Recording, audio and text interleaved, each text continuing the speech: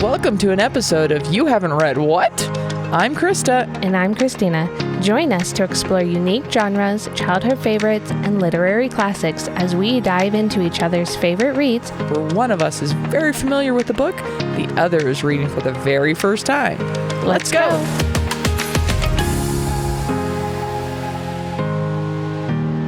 Shall we say hello? Hello. We should say hello. How's it going? It's going. So, we have another remote edition of the podcast tonight. Right. Christina's side is all recovering from this disastrous flu going around. Yep. To any of our listeners who have had it over the fall, I'm so sorry. It absolutely wrecked your family. Yes, it did. It totally. And what's funny and surprising is the one that should be the sickest has yet to get sick. And I'm like, your poor dog was sick. I know, but I figured out what that was. I got her an elk antler, like a quarter elk antler. So they split it and then they split it for Christmas. And I think she just was chewing on it too much and her stomach couldn't handle, or something was wrong with it or something. And as soon as I took that away, but that was like 5 days worth of like literal, if she whined, you must take her outside, or it was all over the house. Like it was bad. It was really bad. So yeah, I'm sorry. Yeah. And then I figured out what that was. So I took it away. You guys are recovering for that. Yep. And I just started driving again today. I broke my big toe. So I know, right? I took it off for recording. I'm in this awesome boot right now. Those boots are so much fun. So much fun. It hurts so bad. Mm-hmm. Yeah. Actually, I'm not going to complain too much because I was on crutches for a week and nothing is worse than crutches. Yeah. So like, unless you have a broken wrist at the same time, like I did, like, yeah. No. I broke. I'm a bike rider and snowboarder. I am all lower body strength. Right. It's got nothing.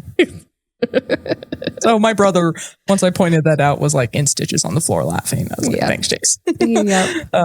But yeah, it was like, we're just going to do this remote tonight so that your family can keep recovering and I'm not doing this stupid slipper boot off on drive. Yeah, exactly. Yeah. That's hard. But it's fun. Oh, anyway. Man. Anyways, shall we get into it? Or do you want me to make my announcement first? Ooh. I don't know. I made sure to write it at the top of my book this time because we've meant to make this announcement for 3 weeks. So maybe we should do it at the beginning so we don't forget. Probably because I'll be on the back page at the end. Okay. So real quick. So after this book, we are currently doing Harry Potter and the Order of the Phoenix, right? Book 5. I know we've done so many books at this point. It's kind of crazy. And we are going to take a pause in between 5 and 6. And I have picked a book that is super popular right now. It's a book that I think you're going to really love. And there's now a TV show based on it. And lots of people are doing it for like book clubs. Book clubs. My mom read it in a book club and gave it to me, and she's like, "You would really like this." Yeah, I almost called it. I've heard from many people I need to read it. I just haven't done it yet. I know, right? Yes. So from everything, I mean, this book's going to be amazing. So I'm excited. It is called Lessons in Chemistry. And like I said, there is a TV show on it. I think it's only like 8 episodes or something like that. Maybe there'll be more by the time we're done. It's very possible. But yeah, so we're going to go through this. I do not have a breakdown yet, and it is kind of a longer book. So we'll have to see how that's going to go. It looks like there are 45 chapters. So yeah. How many? But yeah, 45. 45. Okay, sorry, you cut out just perfectly at the 4. So I caught 5, and I was like, there's no way that's only 5 chapters. Yes, they're very, very long chapters. They are 3 hours a chapter.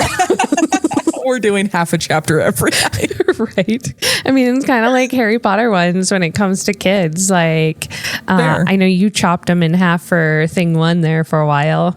Some of them. I'll probably end up doing that with water too. So, but anyways, I'm excited to dive into that one. And then I think we're just going to hit 6 and 7. But other than that, I don't know yet. So yeah, then we'll hit 6 and 7 and then we'll dive into something else. Yep. I realized the other day as we're finishing 5 and then we're gonna do something else and then lessons in chemistry. Yay! Yeah. And then 6 and 7. I was like, I need to start rereading 7 because I need to figure out, because that's 2 movies. If we're going to do a movie, if there's actually a clean break in the middle of 7 where the movie hits. Okay. If memory serves, there kind of is. Okay. Nice. So I was like, I need to reread this book and see if we do the first movie in the middle or just both movies at the end. Right. Yeah. Remember. Okay. Well, I'm sure we'll figure it out. I've got homework to do too. So having another book in there helps me too. Yeah, I know, right? Gives you a little bit of time. So I said, and I'm excited to read that book because I've had multiple people tell me I would like it and I just haven't. So this will force me. Yay. Yeah, exactly. Yeah. I'm excited. So, okay. Well, stay tuned. All right. So tonight, back to Harry Potter and the Order of the Phoenix. Last week, we did chapters 22, 23, and 24, which were St. Mungo's Hospital for Magical Maladies and Injuries. I'm so glad I don't have to say that full title too many times. Christmas on the Closed Ward, which is what we joked your family just did. Yep. and Occlumency. So this week, chapters 25, 26, and 27 are The Beetle at Bay, Seen and Unforeseen, and The Center and the Snake. Sneak. Sneak. Sorry. He said snake last. I honestly kept reading it wrong too. I mean, it kind of looks like it. And so, yeah. I mean, she's a sneaky snake. Right. But she's not a Slytherin. Anyway. No. So for chapter 25, make sure I have the right notes in front of me. Yes. My little summary is mass breakout of Azkaban. Harry and Cho go on a date. Sort of. And Harry does an interview. Yes. Yes. Ba. So the breakout actually is 10 people. We don't get names for all of them. Not all of them. We have a couple that stand out. Yep. So there's Anton Dolohov. Yep. Augustus Rookwood and Bellatrix Lestrange. So yeah. Which all 3 of those names we've had before. Yes. Obviously, Bellatrix we know is Neville's parents. Rookwood is who did the brothers. Karkaroff named. Yes. Yeah. Mm-hmm. Who did the pensieve. And Dolohov. Why have we heard of him before this? I don't remember his name, but I'm sure there's a specific reason. I know underneath the picture, it was this is the reason they went to jail. And I'm like, okay, well, I didn't totally. Can't spell it close enough for Google to take me there. It's Dolohov. Oh, Antonin. I was saying Anthony. Oh, Antonin. Yeah. Antonin. Antonin? Yeah. Antonin? I don't know. Antonin. I'm getting real people. It's not what I want. There we go. Dolohov.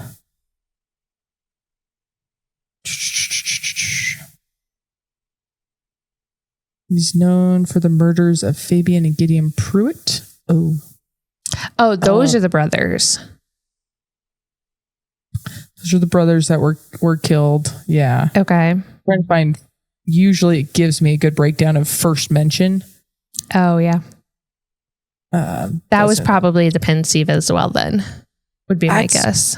That's kind of what I'm guessing. I mean, that's really where we heard a lot of these names was in the pensieve. It is. So, anyways, and he does a lot of terrible stuff later, but. Oh, great. So, yeah. He's a cheery fellow. Rookwood was the guy. No, he's not. Never mind. I was going to say the one where he was going to cut off No. Buckbeak's head, but that's not him. That's somebody else now. Yeah, I'm not going to come up with it's on the tip of your tongue. Yep. It'll come to you in the middle of the night. We'll get there. No, Rockwood is the one who was named. He was the ministry employee who was named by, I think, Karkaroff. That might be a movieism. Okay. That is how part of how Karkaroff gets free from Azkaban, turning Rockwood over. Yep. Brentwood, whatever. Yeah. But then we learn Mr. Bode is dead. Yes. From the hospital. Yes. Done. He got strangled by a plant that was Devil's Snare. Yeah, but people would have noticed Devil's Snare, or at least that's what they think. And the trio wonder why they didn't recognize it. Right. So could it have been where it's like there's a cup, but like it looks like a cup on the outside, but it's actually something else under a magical spell. I can't think of the word right now. Oh my gosh, my brain. It's just hidden. No, I think it was one of those, somebody played kind of the long game and gave him a very small plant that nobody thought anything of. Right. And then the plant slowly grew and the nurse wasn't really paying attention. She's a little preoccupied. The healer, I should say. Was a little preoccupied with everything that's going on. Right. Especially with, your little escapee of Lockhart right there. Yeah, Lockhart. And then they've got the half werewolf and all of that stuff too. So yeah, I can see that. But she got released with pay. Yeah, being investigated, kind of that this person died under your watch. We're going to look into it and you just need to back away for a minute. Interesting. Yeah. Yeah, for sure. Fairly common. Yeah. Yeah. But I think that Harry's reaction about all of it is just kind of like Sirius is being blamed for all of the breakouts. And then obviously like they don't know what happened about the Devil's Snare thing. And so like Hermione's right in the way of like, who else could the ministry really blame at this point? Because Black is still out there and he's a bad guy, or so they say. Quote unquote. But we also know Bode works for the Department of Mysteries. Right. Yes. And was probably starting to get some of his memory back, which would be a problem. Right. And in that sense, if he were like, I'm going to totally do this as a mafia-ism, but if he was a part of the mafia or like, the ministry is like the mafia or whatever, he would have his tongue taken out. And so like it's this kind of direction with the Devil's Snare thing. It's true. So they had to off him. So well, they just need to put him near a window because Devil's Snare. Right. Not much fun, but it sulks in the sun. That's it. Devil's Snare hates sunlight. God. I just rewatched the first movie with Thing One. I watched all of the movie. Well, through the fourth movie. Yeah. She hasn't read this book yet. I need to get through this book to decide if she's ready to read it yet or not. Yeah. But then they're sitting around and Hermione has a thought and she does her normal, I need to send a letter, and runs away. And Ron, I hate it when she does that. And I was like, Ron, thank you for saying the part we've all been thinking out loud. Right. I was like, yep, we're all thinking that. So is anyone surprised that Hagrid is on probation? No, not at all. I think that it was coming. I mean, it is what it is. But I think if Hagrid hadn't have come back, Grubbly Plank might have also gone on probation only because of her comment about Dumbledore being like a really good boss and this and that. Whereas Umbridge is like, no, anybody that likes him is cut. Like, I think she's scared of McGonagall. So yeah. Rightfully so. Yeah. So she's obviously not going to get rid of her, but I definitely don't think it's it's not a crazy like assumption or whatever. Like, we knew it was coming. But the fact that they're kind of like, well, is it going to be Trelawney that gets fired or Hagrid that's get fired? And so I think that part is like something they shouldn't totally have to worry about as kids. Like, they're literally 15 and 16. They shouldn't be having to worry about their favorite teacher getting fired. But at the same time, I don't know. I mean, yeah, they don't really know what to worry about at this point. Right. Yeah. There's a lot going on. Yay. Yeah. But Neville in the DA. Yes. He is. So after having seen the three, Ron, Hermione, and Harry in the locked in the ward, and Neville is determined after these escapees to literally learn everything and to master it. And I think, just like McGonagall said, like, he needed a push, and this is his push, because he is determined to, I mean, for a lack of a better way of describing it, he will not become his parents. Yes. And he is determined. He's always had a little bit of a, I'm going to say, naive thinking that Bellatrix is behind bars. She was caught. She's doing her time. Like, it's kind of, it is what it is. And he's just living his life. Seeing her name out in the paper clearly triggered him.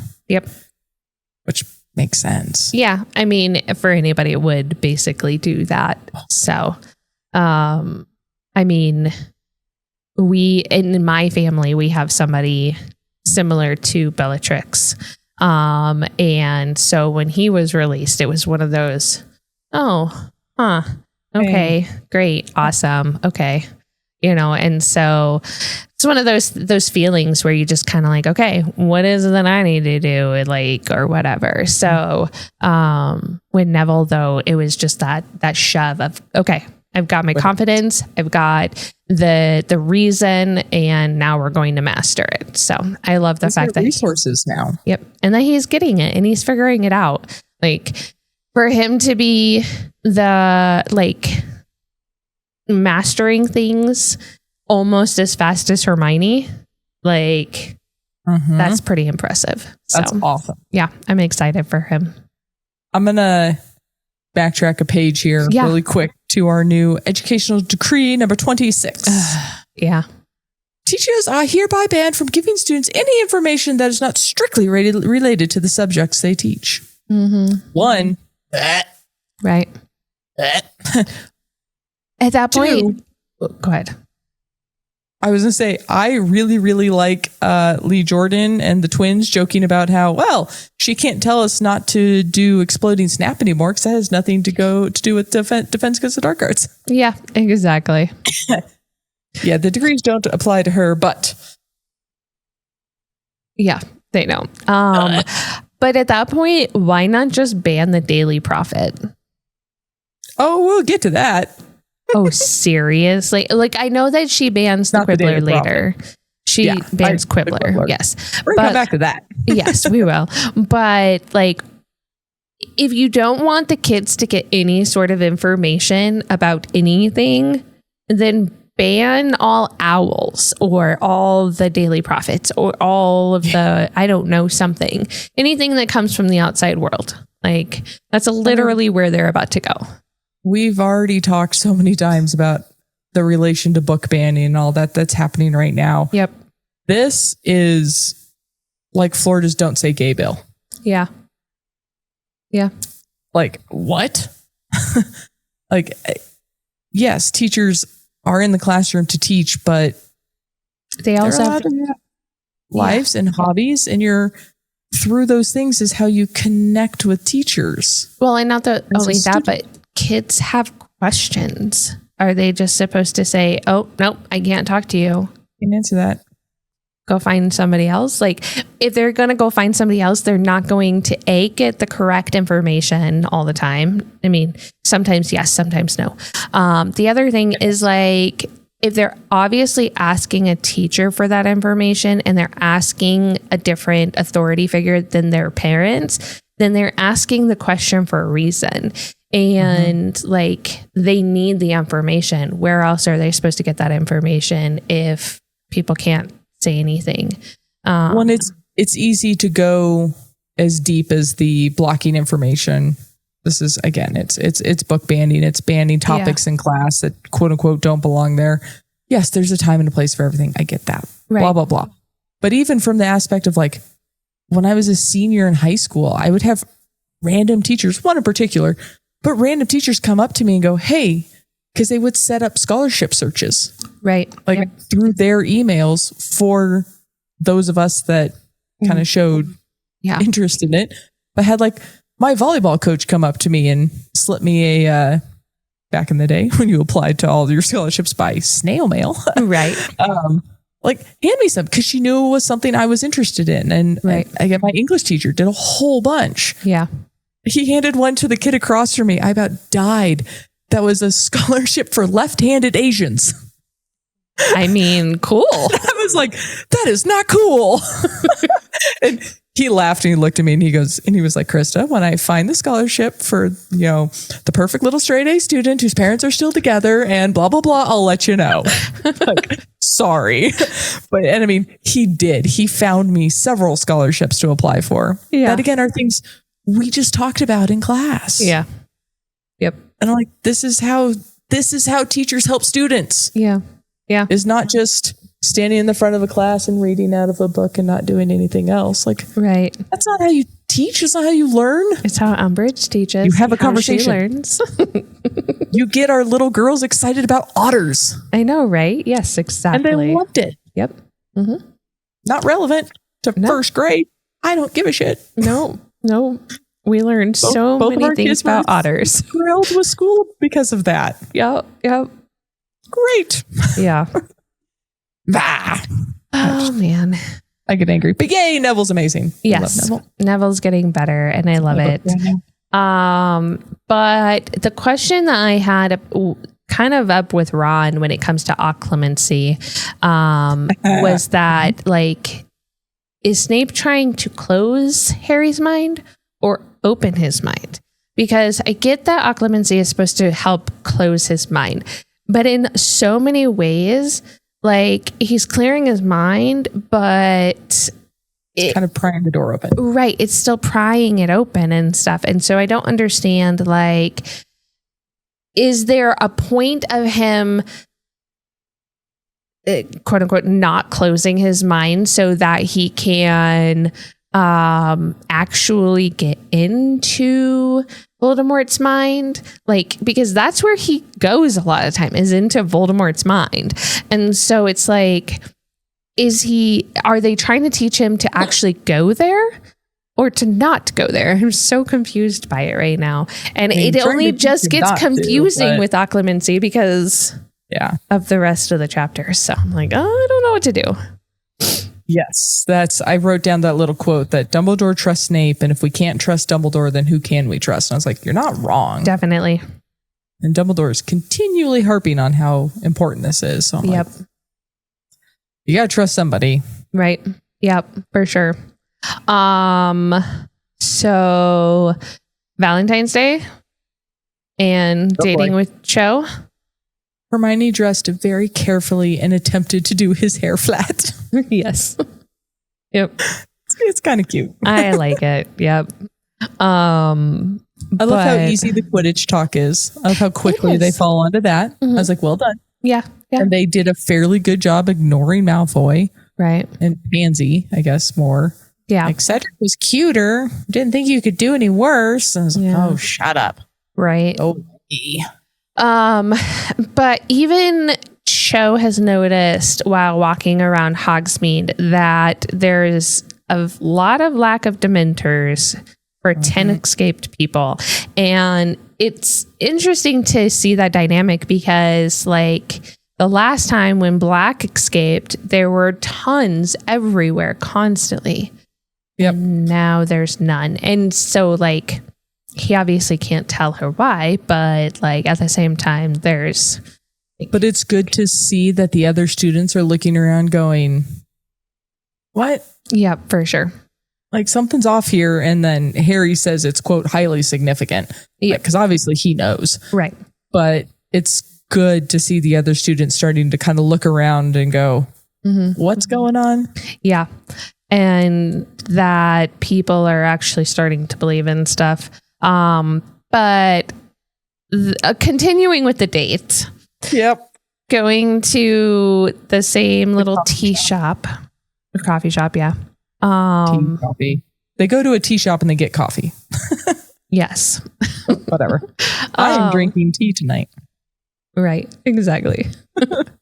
But like Cho is so confused by all of her own emotions and wanting to talk to Cedric or talk about Cedric, and Harry doesn't get it. And obviously he's also a year younger than Cho. So like she wants to talk about it because of all these things and all of her emotions, but she's not taking into account Harry's side of it. Like, I don't want to talk about it. Like, I don't want to talk about your boyfriend that passed away. I don't want to, all these things. Well, like, she's also starting from a weird point. Yes, it is. It's very weird. Because she started with, did he say my name before he died? Like, oh. Well, he started with Roger Davies first, and how he had asked her out, and they're literally sitting next to him and his girlfriend. They're making out. Then she's like, but then, I came here last year with Cedric, and then goes on, and I'm just like,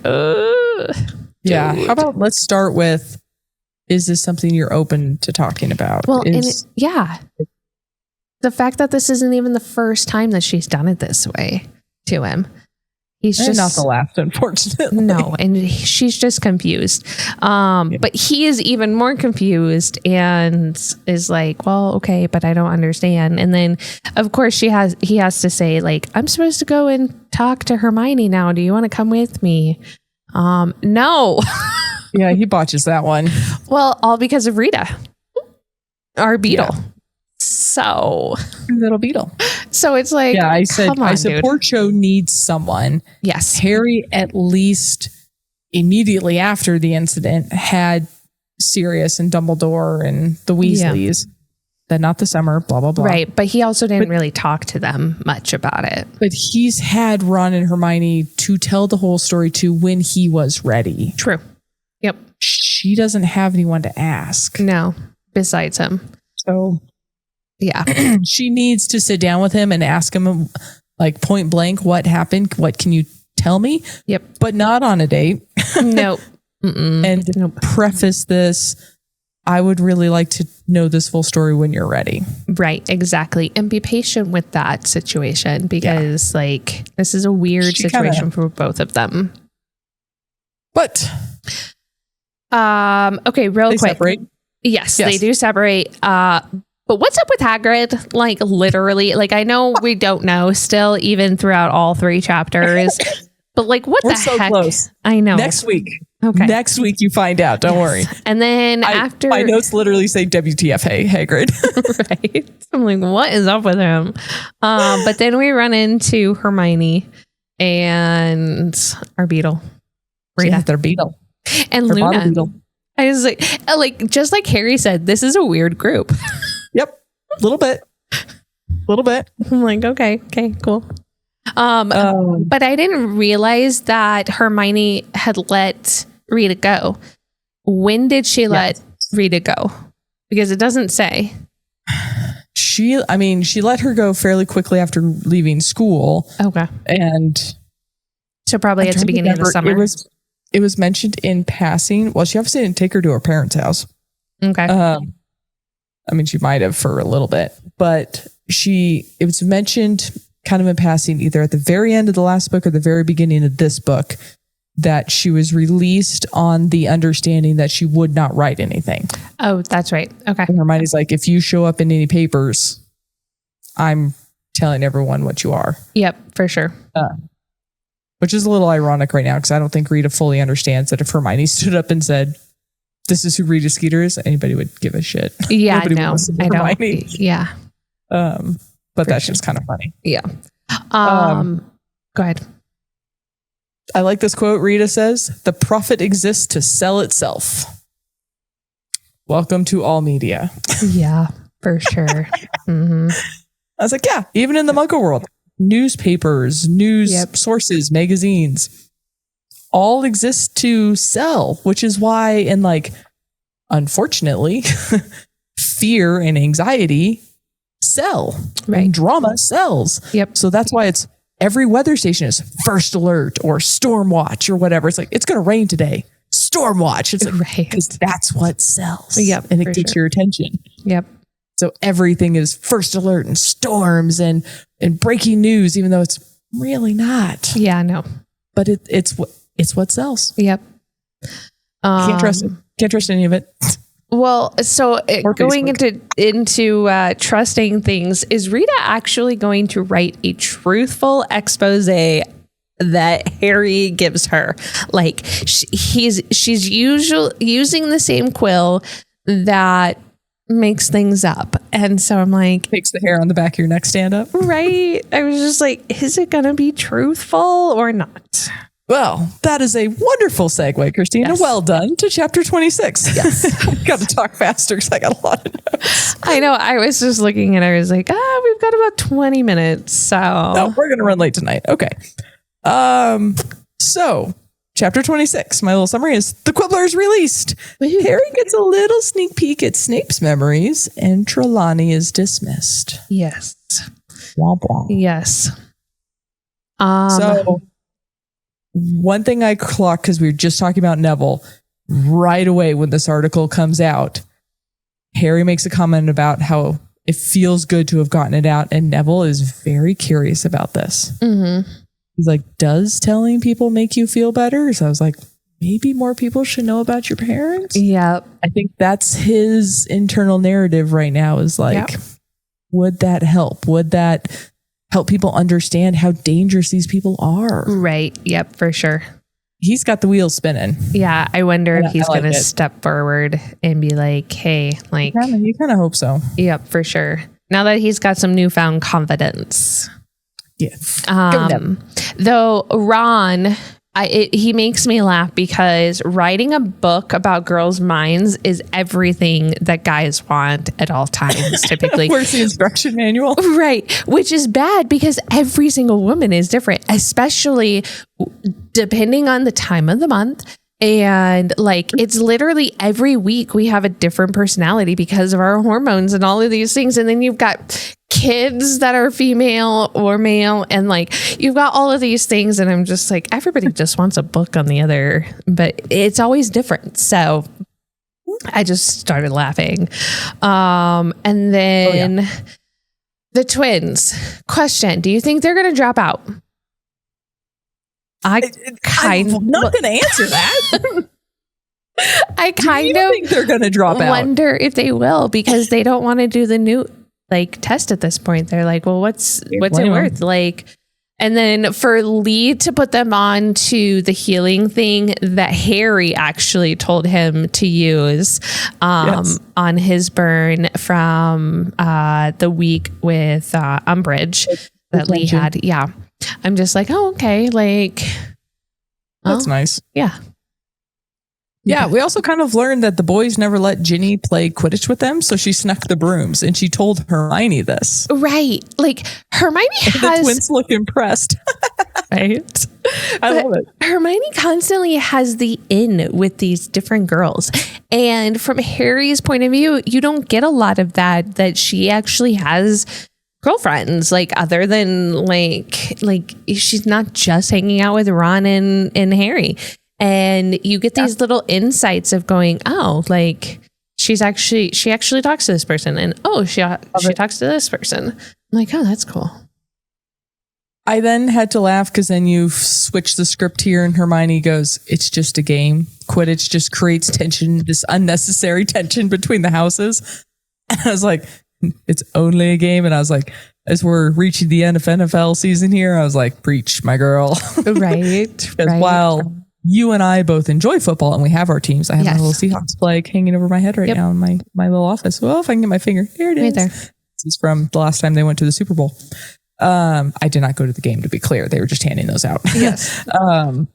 And, but like, I know so many people that are like, oh, my team lost Sunday. My week is ruined. Mm-hmm. And their mood is just tanked. Yep. I'm like, okay, I don't understand that. And we've also, both lived multiple places. So now in Colorado, I'm like, yeah, I'll root for the Broncos as long as you're not playing my Seahawks. Right. I don't care. Right. I'll root for, my best friend Lauren is an Eagles fan. I was like, I will root for the Eagles as long as you're not playing my Seahawks. Right. Whereas again, I know so many people that it's my team or bust. Yep. I could not care about anything else. I want everyone else to lose. And I'm like, that's so negative. I don't get it. It's also a lot of, I've found that NFL like die hard is very Midwest. They're very like north of Colorado, I would say. So very like Wisconsin and Michigan and like Detroit is super big. Like the Bills are huge out in New York. I rarely ever hear about the New York Giants, Jets or Giants. Wait, Giants are California. Now I'm confused. Hold on. Giants. Yeah, they're in New York. Yeah, right. I was like, California. The Jets and the Giants are both New York, but they also both are the Jets play in New Jersey. Yes. But it's just like the Buffalo Bills are just such a diehard team.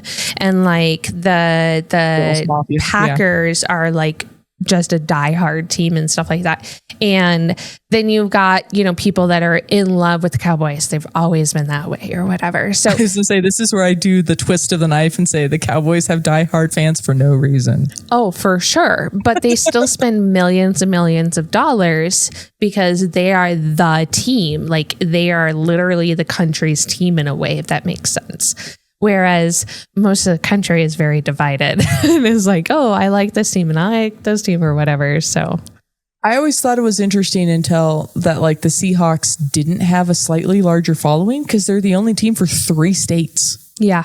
Mm-hmm. Like how worthy? Like Oregon and Idaho don't have teams. Why are you not all Seahawks fans? Yeah. And now that once Seattle and Portland and all those got soccer teams, that became a huge rivalry. Yeah. So that's been fun. And yes, and I'm obviously a big soccer fan too. And so I do the same, that I'm like, yeah, I will root for Kansas as long as they're not playing my Sounders. Like, right. Yeah. Again, it's a bummer, but it doesn't ruin my day. Right. Yeah.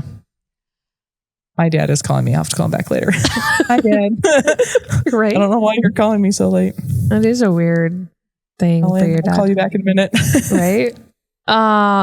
Anyways, back to this. I had to laugh reading that. The game goes horribly, and out of respect for Ron's feelings, Harry lets him pretend to be asleep. Right. Yes. And then Did my dad a picture of what we're doing? Nice. So Harry dreams of himself inside of Voldemort.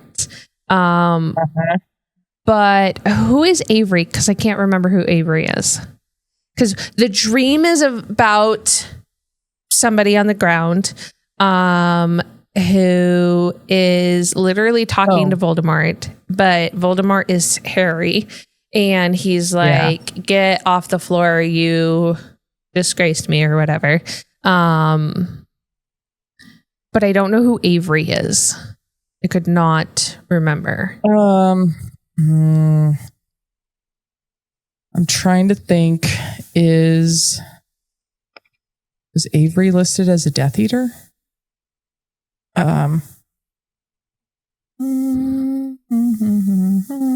Avery. Yes, he is a Death Eater.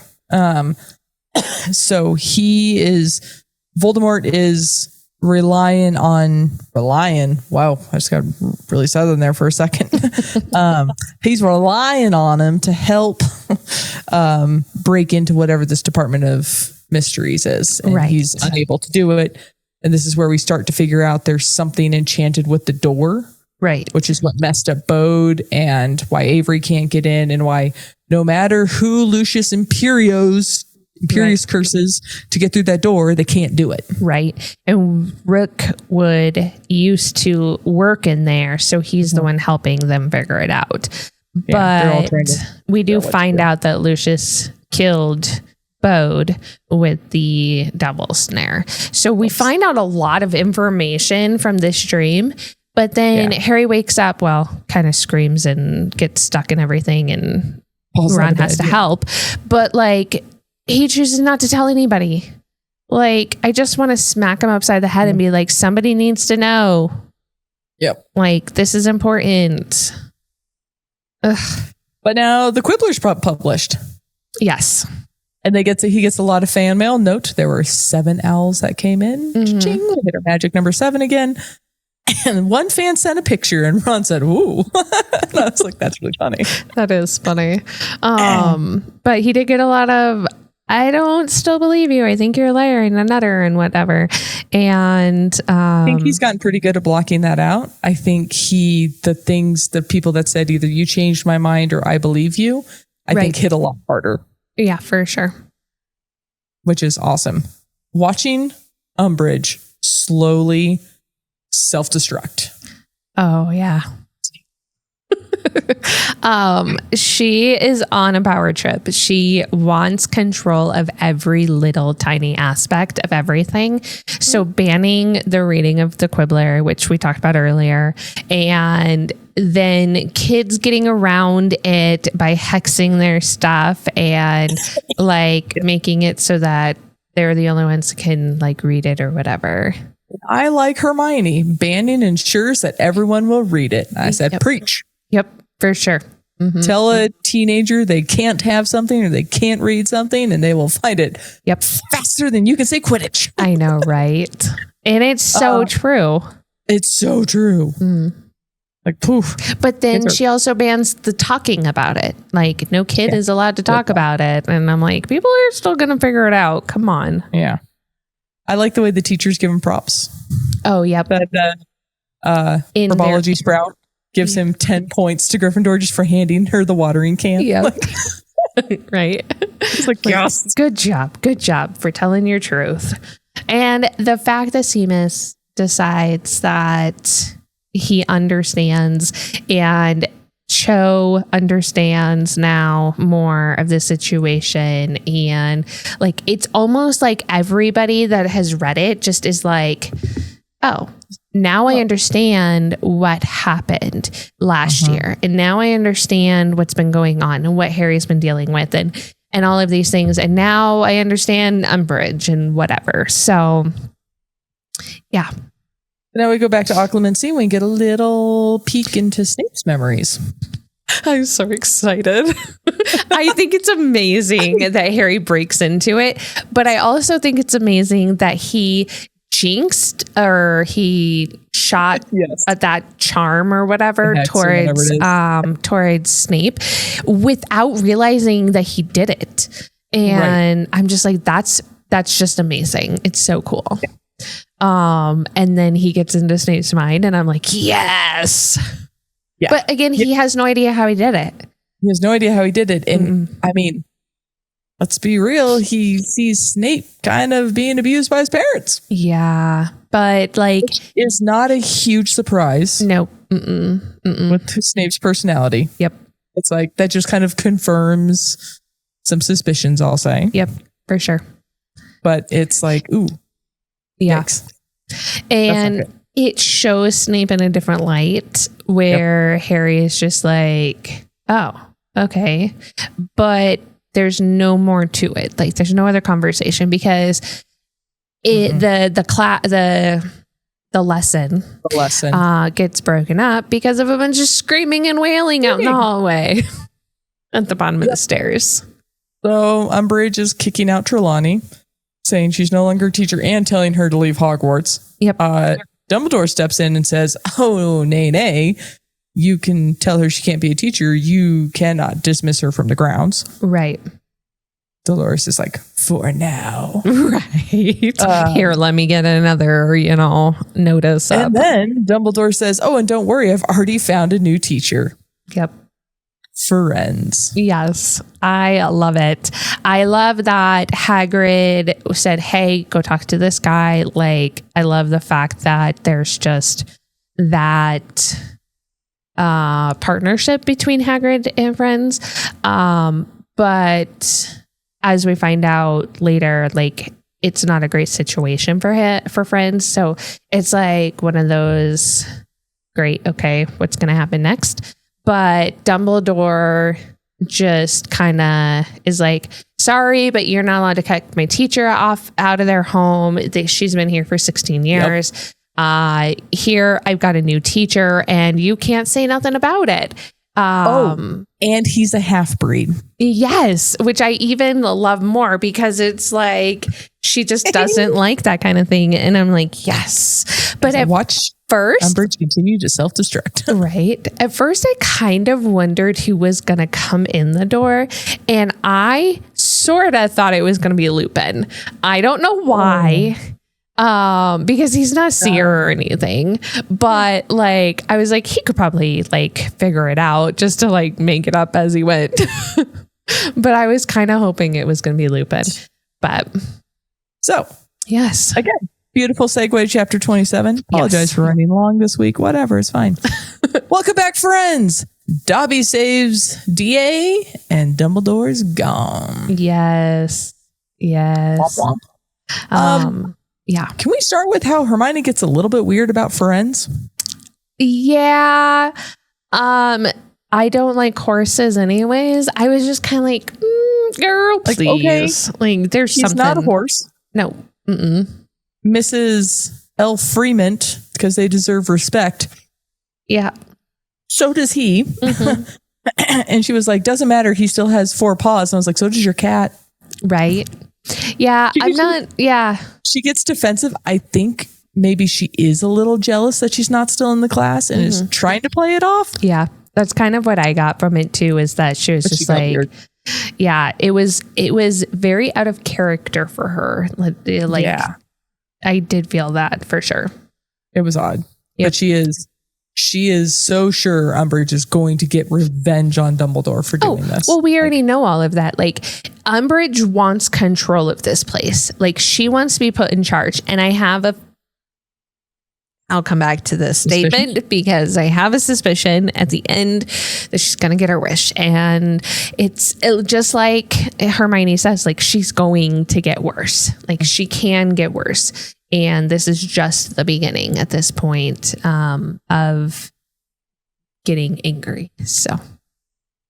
And then this is, well, first of all, Friends' classroom sounds lovely. I love the fact that Dumbledore was able to enchant this room just to make him feel comfortable. Like, literally, this is his space and everything. Yep. Yeah. Like I said, this sounds lovely. I want to do class like this. I know, right? Right. And the fact that there's no bugs, like when you're laying on the ground, it was all I could think about. Like, there's no ants or spiders or anything getting into my hair while I'm laying on the ground. No. I love it. You're in the clear. Yep. But this is where he says he was banished from his herd for taking the job. He's got a big bruise on his chest. Yeah. And Harry suspects Bane for doing that. But we saw how mad he got in the first book for putting Harry on his back. Like, well, he called him something mule. Common mule. Yes. Yeah. But then Lavender and Patil think that they know all this stuff. Pavarti, yeah. And what the position of the planets means, and he's like, that's just human nonsense. Yep. That's all bullshit. Yeah, it's like, all not storytelling. When you go and you have somebody read your palm. Yeah, I mean, it's snake oil. No, like he said it specific. There was something specific. I wrote down human nonsense. Made me laugh. I don't remember, but yeah, it's one of those things where like he's just like, yeah, it's not true. It's not what it is. Like, she might be able to see, but like. And I like the way he says that, because he was like, she might be a seer. She may have made predictions. I don't know. Right. Exactly. And so we do know that there's one prediction that she does do with Harry. So he does know that she sees something. But for him to just do it point blank with no inflection, no back and forth, this is just how it is. Just kind of was very, very logical. Just, this is it. But the way that he teaches is really cool too. So. Yes, it is. But he does mention that they look at the planets for long periods of time. Yep. And he believes they are in a brief calm between two wars. And I went, well, we all saw that coming. Right. Definitely saw that coming.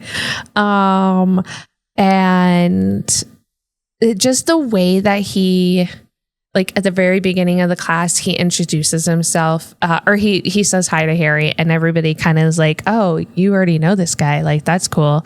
And then he just is so logical and just like, not logical, but like point blank, like there's no emotion to it. And then the way that the class just blow anybody off. Right. And the class just kind of, Harry even says it, he goes, it felt like the most like crazy class he's ever been to, but at the same time also like forgot that he was even in school. Yeah. And forgot he was inside. Yeah. And that's kind of one of those like really unique kind of teachers that can just kind of make you forget that you're actually learning something. Yep. But he says Hagar needs to abandon whatever he's doing. Yes, but will not tell the secret. So to me, it almost sounds like my prediction. He couldn't get the giants to come and help. So he's trying to get the centaurs to come and help. Interesting. So they're it could be Bane that's continuing to beat up Hagrid. Yes.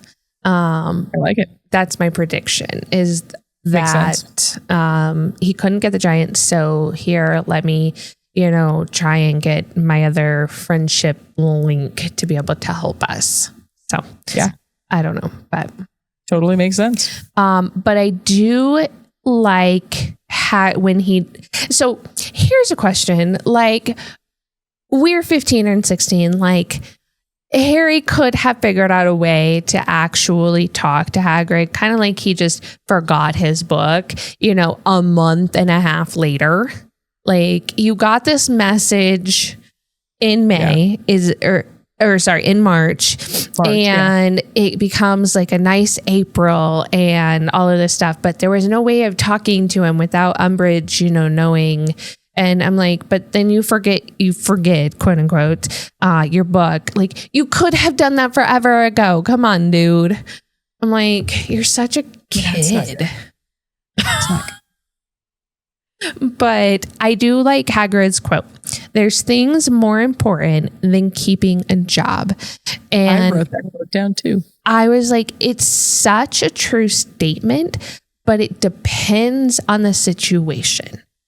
Because it's a quid pro quo. Like you can't live without, food on the table, a roof over your head, running water in the pipes and all that. And a job is how you pay for that. Right. But I think the key is that what Hagrid's really trying to say is, what he's directly saying is there are things more important than a job. Your family, the kids, will always be more important than whatever job I have. Right. But I think, because I know what he's talking about, I think there's a certain point that it's ethics. Yeah. Your morals. Yep. Like, I'm not going to do something that illegal. I believe is immoral to keep my job. Yep.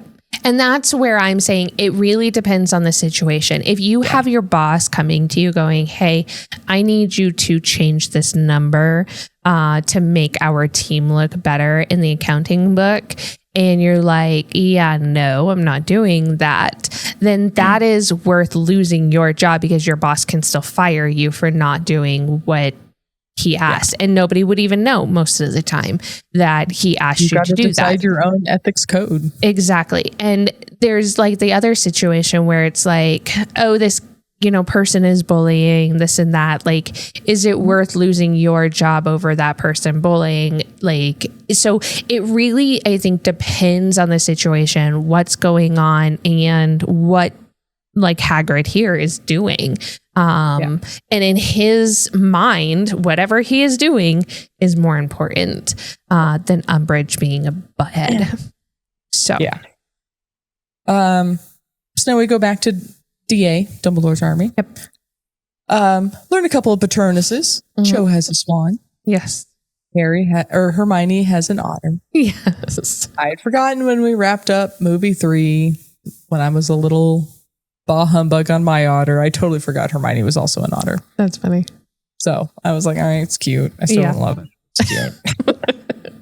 But I also here agree with Harry. Like, there is a difference between learning how to do a Patronus in a classroom like this and doing it when you actually have to defend somebody.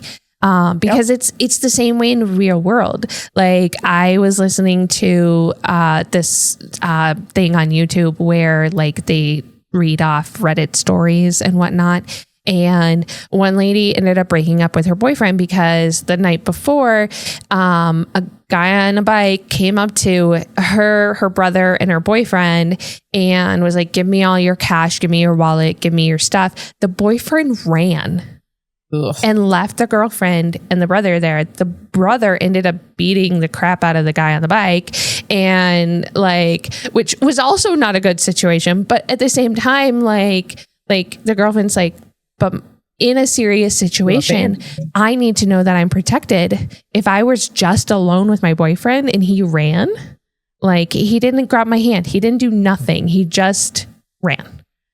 Ran so far, they had to actually get into a vehicle and go pick him up. And so it's one of those situations where like the real world is different than the fake, defense. And so you really have to do it under pressure in order to kind of like him, like he had a Bogart that just scared the shit out of him and he was able to do it. So at the lake, he at the first time couldn't do it. Nope.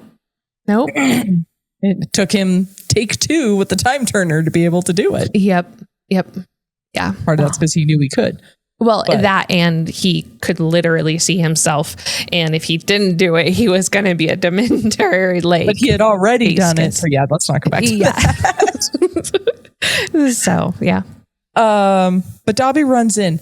I was like, why is he hurting himself as he's warning them all? Because he is still Dobby, and Dobby hurts himself when he is told not to do something. Who told him not to do this? I'm assuming Umbridge. Because it says in the book, I was like, does he serve her? Well, and that's the question, is like, does he serve any adult? He shouldn't. He shouldn't, no. But fully recognizing the Malfoys broke this poor little creature. Right. And that probably is why he's hurting himself, is because they broke him. He thinks if he betrays any of the staff under Dumbledore, he's betraying Dumbledore? Maybe. But he also is about to listen to Harry. And I love the way Harry commands him. Yep.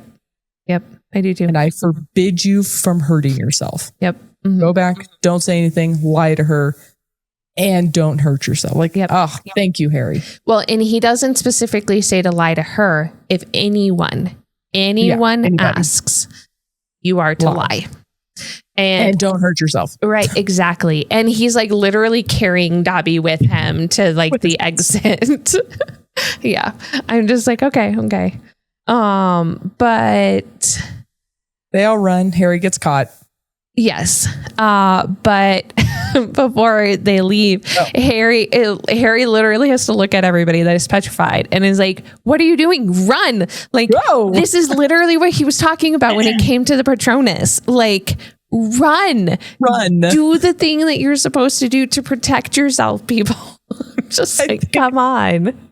I know you haven't watched Lord of the Rings, or read it, but that's one of a very, very famous quote that Gandalf is like fighting the thing. He turns to everyone behind him. He goes, "Fly, you fools!" Because they're all just standing there. He's like, right? "GTFO, right? Leave." Like, come on. If you need to do anything, put a Patronus up. Like, come on, do something. Go. Yeah, for sure. But okay, so he gets the jinx of, the trip foot or whatever it's called. Leg lock or whatever, yeah. Yeah, well, they didn't do a leg lock. They did a trip wire or something, I think. Yeah.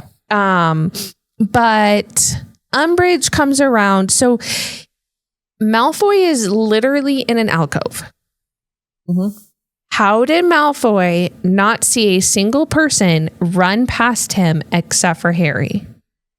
If he has been in that alcove. Two things. I think one is people ran in different directions. Yeah, but I also think two, Malfoy wanted Harry.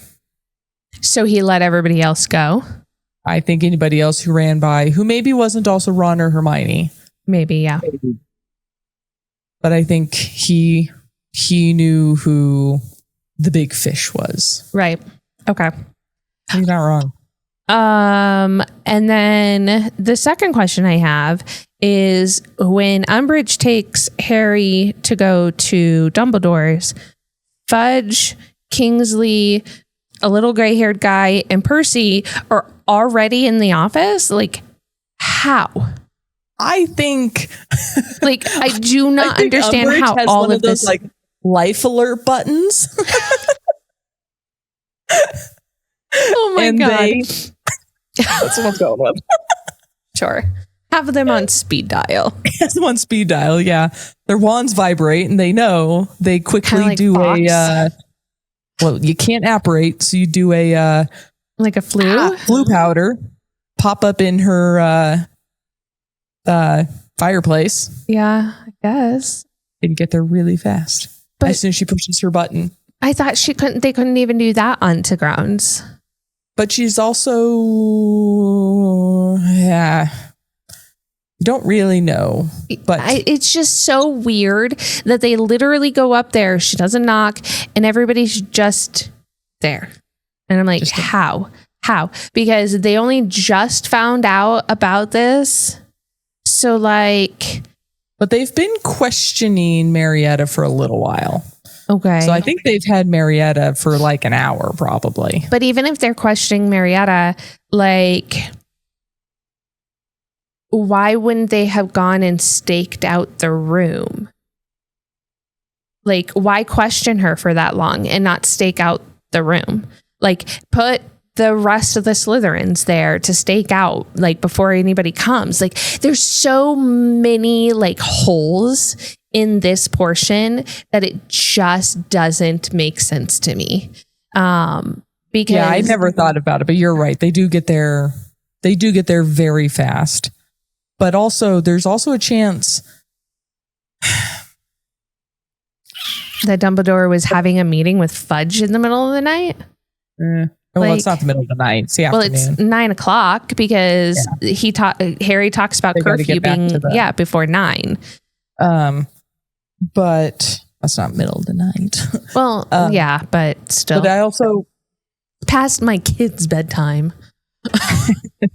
Past my bedtime, right?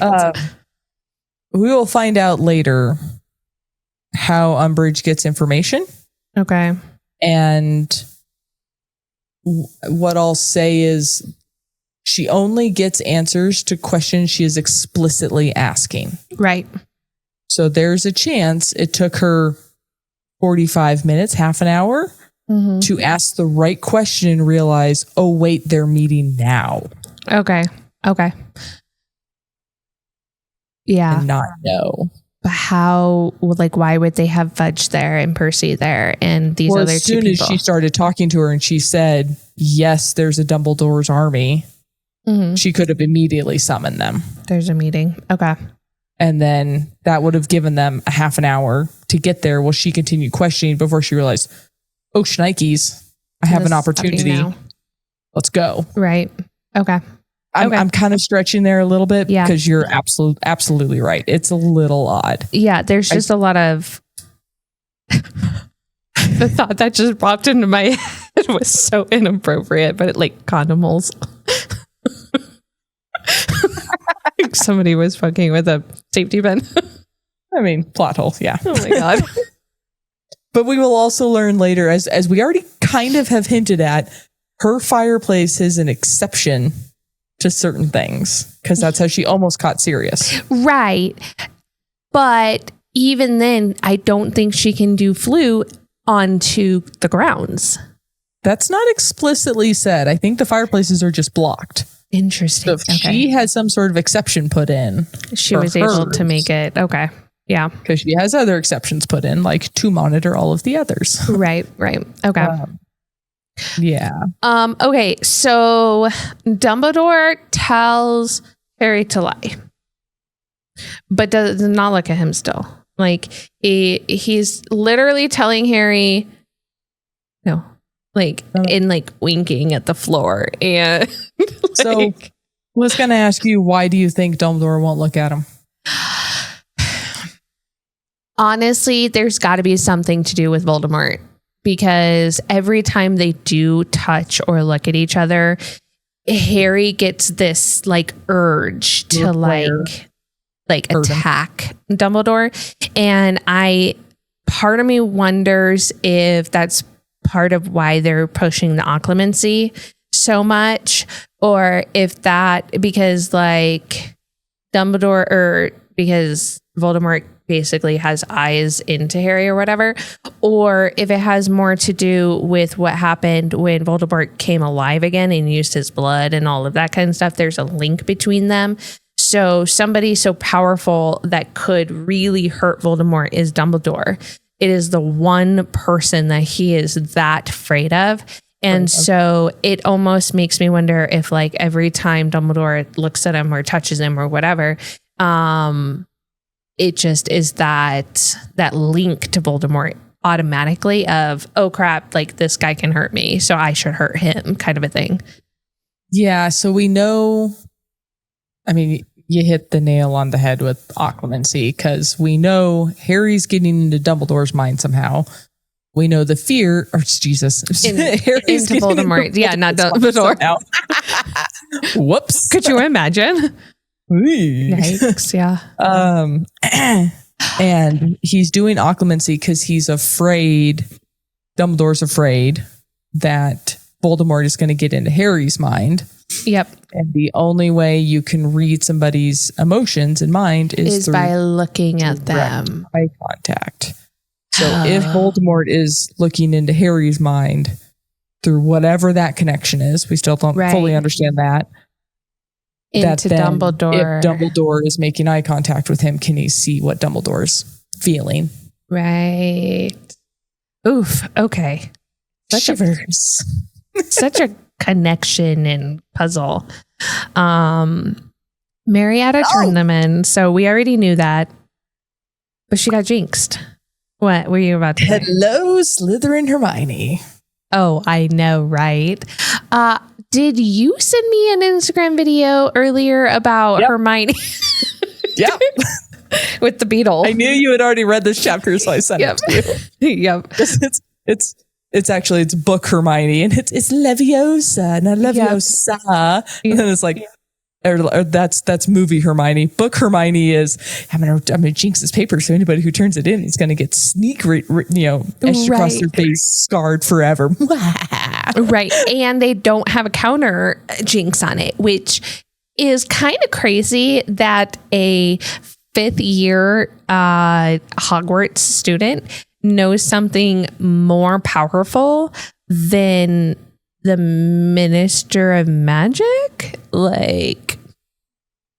What? Yeah, in fairness, that's not the Minister of Magic's job. It should be St. Mungo's job to come up with it, or Madame Pomfrey, but obviously she's struggling. This isn't something she has seen on a student yet. Yeah, but it gets worse anytime she talks. As she talks, it continually gets worse. Yeah, and I totally dig it.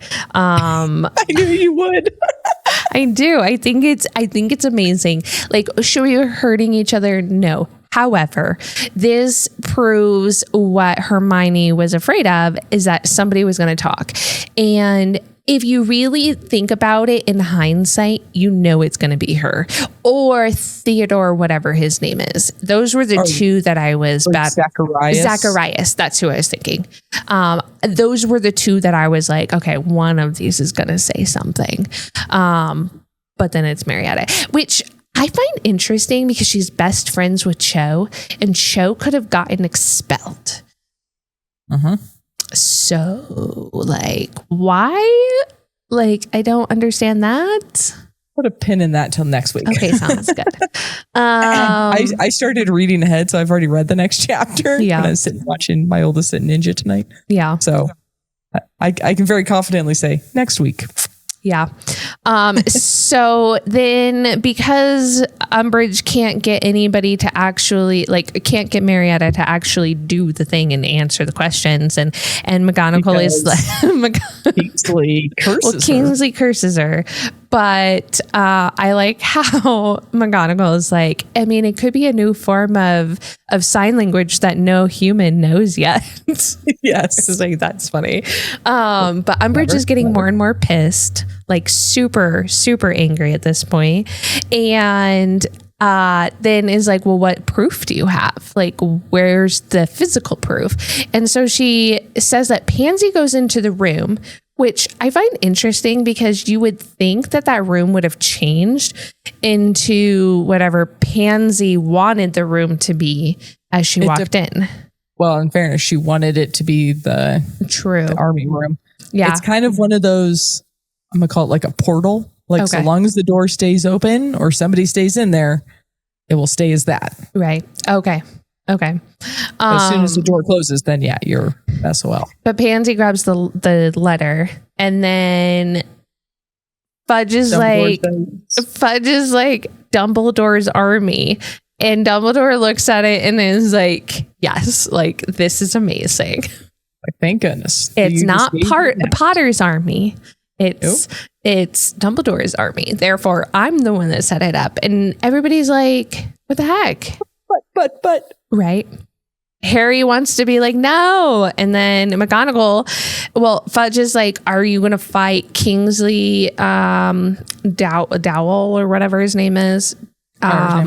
And then Fudge, Percy, and Umbridge. I mean, he doesn't even actually call out Weasley, which is funny. But the four of them, and Dumbledore is like, well, if I have to, but I don't want to have to.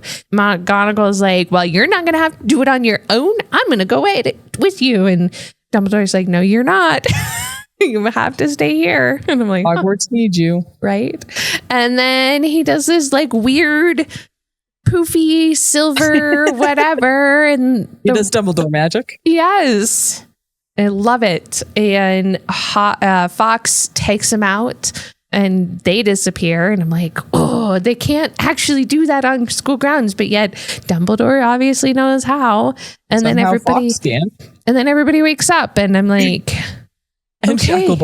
You gotta admit, Dumbledore's got style. Right? Well, and the fact that he tells McGonagall, like, hey, thank Kingsley for me, but it would have been like weird if I hadn't have hexed him too. Right. So, but you gotta admit, Dumbledore's not gonna go with Fudge. Like, you just know that. He is not going to allow Fudge to take him in because he's right.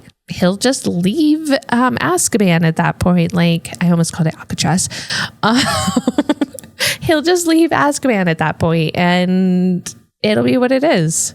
Like, come on. Like, it is literally Dumbledore you are trying to do come whatever. After. Yeah. So. Yeah. But Harry promises to take occlumency more serious now. Yeah. We're going to press F to doubt. Yep. At the very end of my notes, all I wrote is, oh shit. I'm like, okay, let's see what happens next. I just finished with the Dumbledore's got style because that line's in the movie and it's a beautiful delivery. That is awesome. Yeah. So, all right. Next week, we're doing our last set of 3 chapters. And then we're going to jump down to 2 for the rest of it. Okay. So next week, chapters 28, 29, and 30, which are 28, Snape's worst memory. 29 is career advice, and 30 is Grop. Interesting. Okay. Oh, I'm excited. Let's see what happens. What do you think Snape's worst memory is? Something to do with Black or his family. Like, the poor kid. Yeah. Like, you can see that he is definitely the kind of kid that would have gotten bullied from all aspects, not just from school, but from literally everything. And he was essentially the target of somebody like Dudley, for his entire life. So I don't know what it's going to be, but it's going to be either like his family or something to do with Black, because I mean, those two hate each other. So They do. yeah. But Cool. okay. Well, sorry we went over this week. Hopefully it's not too bad. I know. We kind of did go off on a couple of rants, but that's okay. All good. Okay. So happy reading. Happy New Year. Happy reading. Keep reading. Whatever your goals are for New Year, reading books. Yep. If you've got a new favorite, send it our way. Yeah. I'm always looking for a new book. I know, got some right? good ones for Christmas. I have I'm excited. 210 week streak in my Kindle right Jesus now. Christ. Yeah. It's a lot. That's amazing. I'm jealous. Anyways, we will see you guys next week. See you next later. time. Bye. Thanks for joining us for this episode. If you had fun, please follow, download, and review this podcast on your preferred listening platform. If you're ready for the next chapter, join the spoiler-free conversation on our Facebook group. Search You Haven't Read What? The podcast. Or on Instagram and YouTube for exclusive videos and behind-the-scenes content. Have a great week. And we'll catch you on the next page.